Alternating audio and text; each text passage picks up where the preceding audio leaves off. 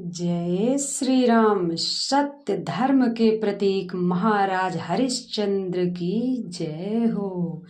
आज की इस दिव्य कथा में हम सुनेंगे उस राजा की कहानी जिसने सत्य के लिए अपना राज्य, अपना धन, यहाँ तक कि अपना परिवार तक त्याग दिया था, लेकिन सत्य से कभी समझौता नहीं किया। यह है राजा हरिश्चंद्र की अमर कथा। प्राचीन काल में अयोध्या में इक्ष्वाकु वंश के महान राजा हरिश्चंद्र राज करते थे। उनके राज्य में झूठ, छल, कपट कभी भी नहीं था। लोग उन्हें सतयुग के राजा कहते थे। उनके राज में दुख, दर्द नाम की कोई चीज ही नहीं थी, क्योंकि उनके शासन का आधार था सत्य और धर्म। एक दिन महर्षि विश्वामित्र तपस्या कर रहे थे। उन्हें लगा कि इस धरती पर किसी राजा की सत्यनिष्ठा की परीक्षा लेनी चाहिए। राजा हरिश्चंद्र वन में विचरण कर रहे थे। विश्वामित्र उनके सामने प्रकट हुए और बोले, राजन, मुझे यज्ञ के लिए दक्षिणा चाहिए। राजा ने तुरंत हाथ जोड़कर कहा, मुनिश्री, जो आप मांगेंगे मैं अवश्य दूंगा। मैं अपना वचन कभी नहीं तोड़ता।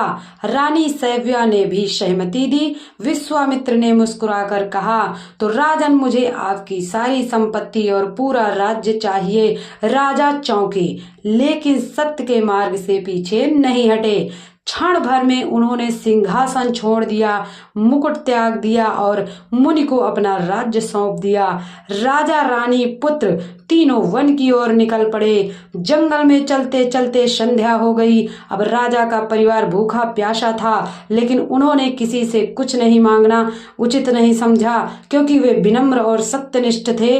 तभी विश्वामित्र प्रकट हुए और बोले, राजन, अभी मेरी दक्षिणा पूरी नहीं हुई है। शास्त्रों के अनुसार तुम्हें कुछ धन भी देना होगा। राजा के पास अब कुछ भी नहीं था। राजा हरिश्चंद्र ने सोचा, वचन पूरा करना ही पड़ेगा, चाहे कुछ भी करना पड़े। काशी के राजा का दूत आया। रानी सैव्या को एक ब्राह्मण ने नौकर के रूप में खरीद लिया और राजा को शमशान के एक डोम ने खरीद लिया, जहां उन्होंने चिता जलाने का दायित्व स्वीकार किया। एक सम्राट जो दुनिया का सबसे बड़ा सत्यवादी था, अब चंडाल का काम कर रहा था, लेकिन राजा ने कभी धर्म नहीं छोड़ा।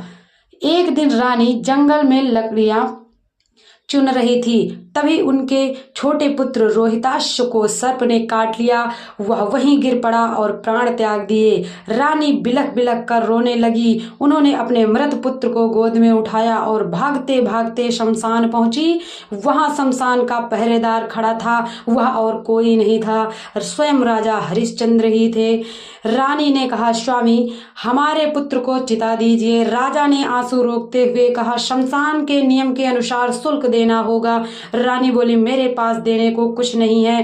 राजा के हृदय में तूफान उठ गया था। पुत्र की देह सामने वह पिता भी थे और कर्तव्य पालक भी, लेकिन राजा ने सत्य के मार्ग से समझौता नहीं किया। तभी आकाश से प्रकाश उतरा। देवता, महर्षि और भगवान शिव प्रकट हुए। विश्वामित्र बोले, राजन, यह सब आपकी परीक्षा थी। तुमने सत्य और धर्म का पालन कर इतिहास का रच दिया।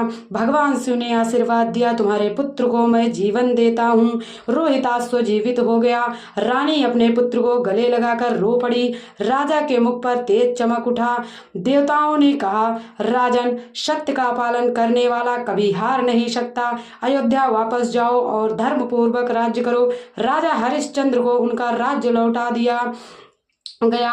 लोग सत्य के इस तेजस्वी राजा को देखकर हर्षित हो उठे। इस कथा से यह संदेश जाता है कि यह कथा हमें सिखाती है कि सत्य कठिन है पर अपराजेय नहीं है। धर्म का मार्ग कांटों से भरा है, पर अंत में फल मीठा देता है।